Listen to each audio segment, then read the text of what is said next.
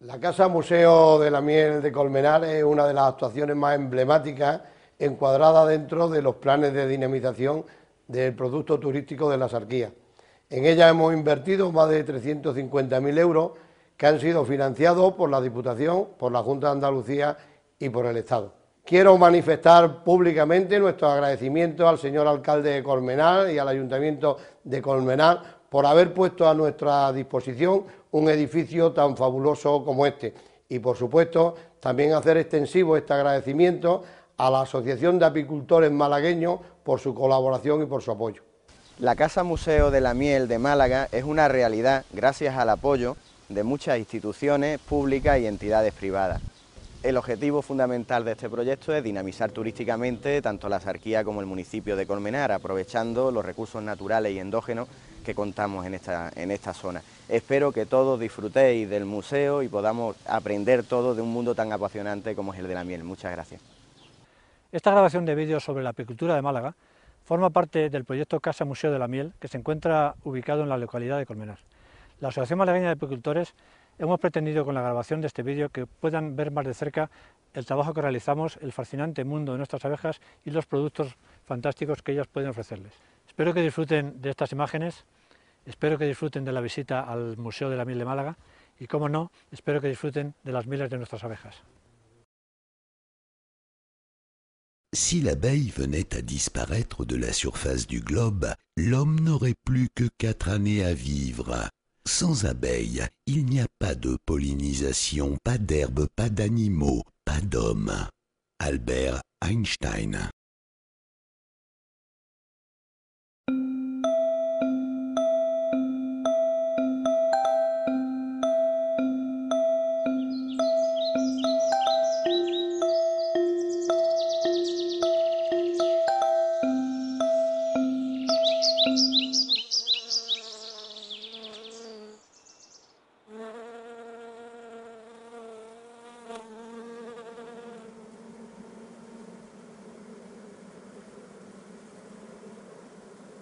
L'histoire de l'apiculture commence il y a plus de 8000 ans, comme l'attestent les peintures rupestres trouvées à la grotte de l'Araignée dans le Levant espagnol.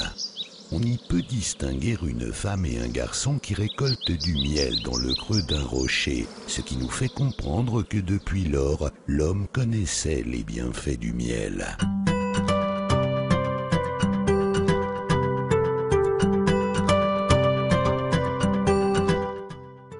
L'apiculture est une activité concernant l'étude et l'élevage des abeilles qui s'est développée principalement dans les zones rurales, contribuant à l'établissement de populations dans les territoires.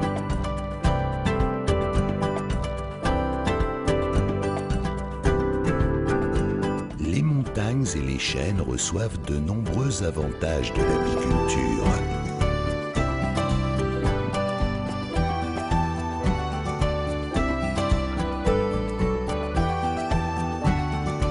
Les abeilles jouent un rôle très important comme pollinisateurs naturels des cultures et des plantes, tout en enrichissant la biodiversité de notre territoire.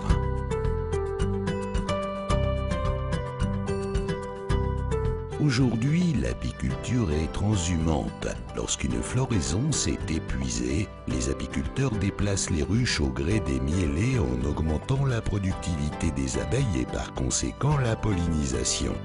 Pour la manipulation de la ruche, les apiculteurs prennent des mesures de protection contre les piqûres d'abeilles. Ils protègent leur corps par des vêtements particuliers de couleur claire, des gants et un masque. Pour détourner l'attention des abeilles, ils utilisent un enfumoir dont la fumée prévient la plupart des piqûres.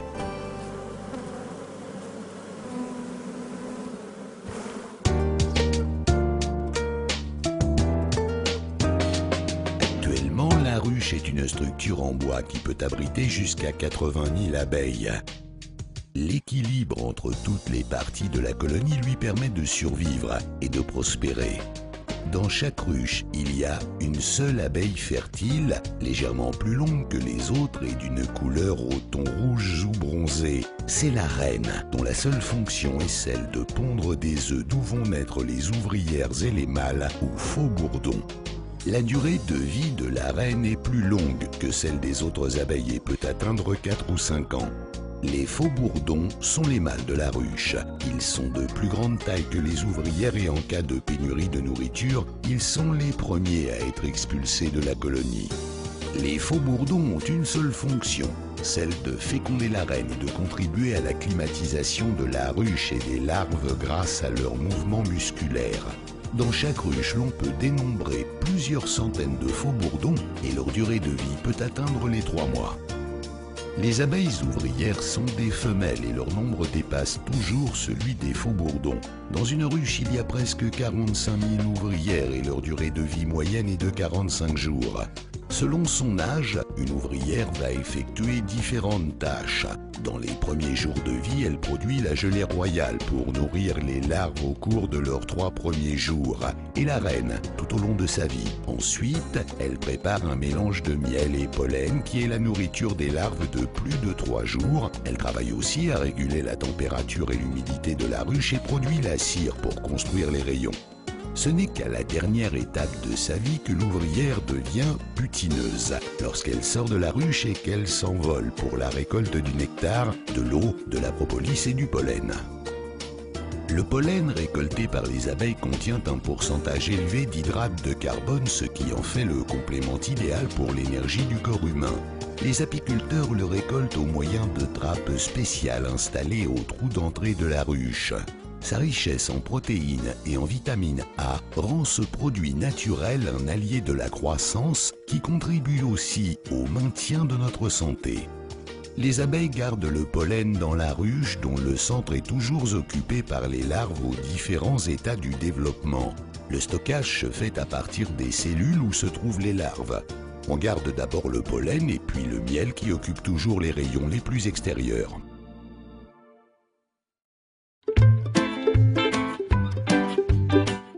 Le miel est le nectar des fleurs ou d'autres produits sucrés des plantes transformés après qu'il a été récolté par les abeilles et qu'il est arrivé à maturité dans les rayons.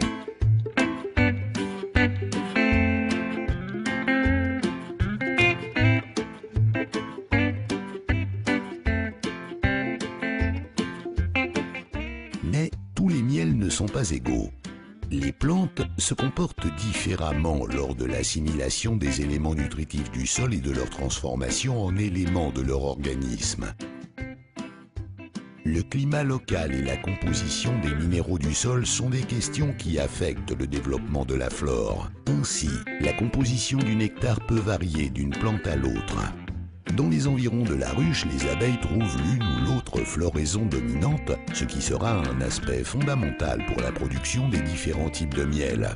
Si dans l'environnement, un seul type de plante est dominant, on obtiendra un miel monofloral. S'il y a mélange de nectar de plantes diverses, on obtiendra des miels toutes fleurs ou miels polyfloraux.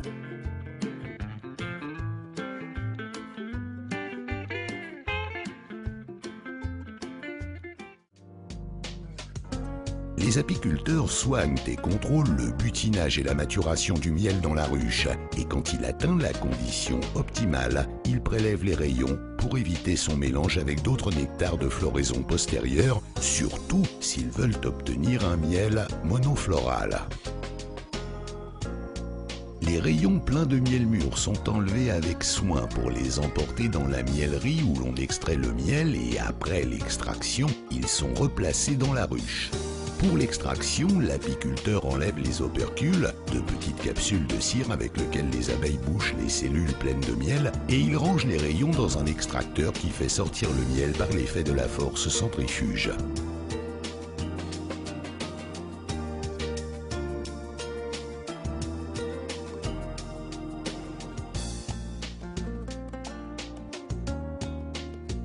Ensuite, le miel sera stocké dans des fûts afin d'obtenir une décantation naturelle, laissant le miel prêt pour la mise en pot.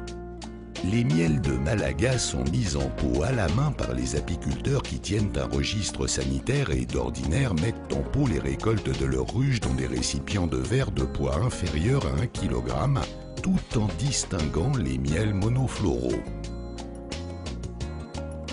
En règle générale, les miels de couleur claire ont un goût fin et délicat. Ceux de couleur foncée ont un goût plus fort, moins sucré et une teneur élevée en sels minéraux.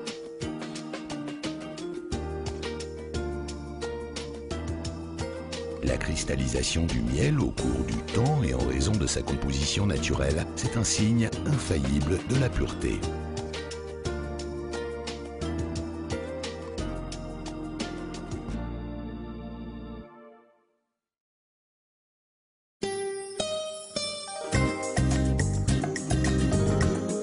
À Malaga, il y a de vastes étendues collinaires couvertes de garrigues avec des caractéristiques excellentes qui, unies au climat idéal de la province, permettent aux apiculteurs locaux d'obtenir des miels de haute qualité. En fonction de la floraison, à Malaga, l'on récolte 8 classes de miel de différents types et propriétés.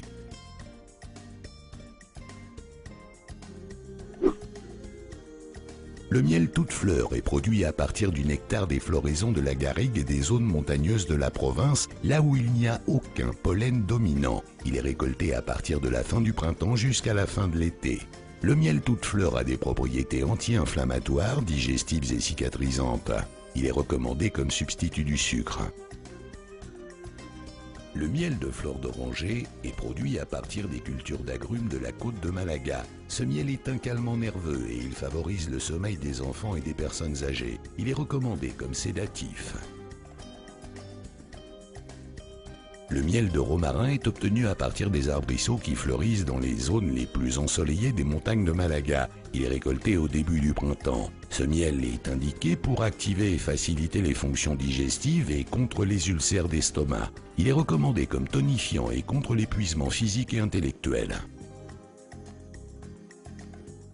Le miel de thym est obtenu par butinage des garrigues où le thym est dominant et il est très abondant dans la région de l'Antequera. Il est récolté à la fin du printemps. Le miel de thym est indiqué pour les affections respiratoires et comme tonifiant musculaire contre la fatigue physique. Le miel d'eucalyptus est récolté dans les terrains sableux qui ont été reboisés avec des eucalyptus. Il est récolté en été. Le miel d'eucalyptus est un excellent antitussif et il est conseillé contre les rhumes et les affections pulmonaires. Le miel de châtaignier est récolté dans les zones de montagne où l'on a planté des châtaigniers. Il est récolté en été. Le miel de châtaignier est riche en fer et en tanins. Il a un goût prononcé parce qu'il contient beaucoup de pollen. Ce miel favorise la circulation du sang et il est conseillé pour les asthmatiques. Le miel d'avocat est récolté dans les zones côtières où l'on a créé des plantations d'avocats. Il est très abondant dans l'Axarquía. Le miel d'avocat est riche en fer organique, il a des propriétés diurétiques et il est conseillé contre l'anémie. Le miel de forêt est un mélange du miellat de diverses espèces de pucerons, des chênes verts et des chênes lièges. Il est butiné dans les zones à végétation mixte d'arbustes et de forêts qui couvrent les flancs des collines et des montagnes de la province. Il est récolté à la fin de l'été. Ce miel est riche en sels minéraux, il est indiqué contre l'anémie et la dysenterie.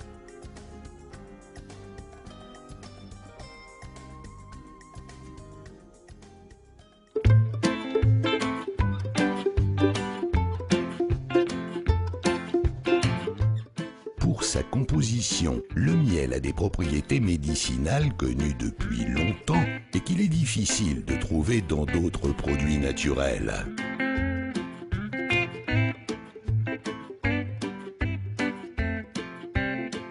Il a un grand pouvoir énergisant et antiseptique. Il favorise la cicatrisation et l'absorption du calcium et du magnésium. C'est pour cette raison qu'il doit devenir un élément indispensable de notre alimentation.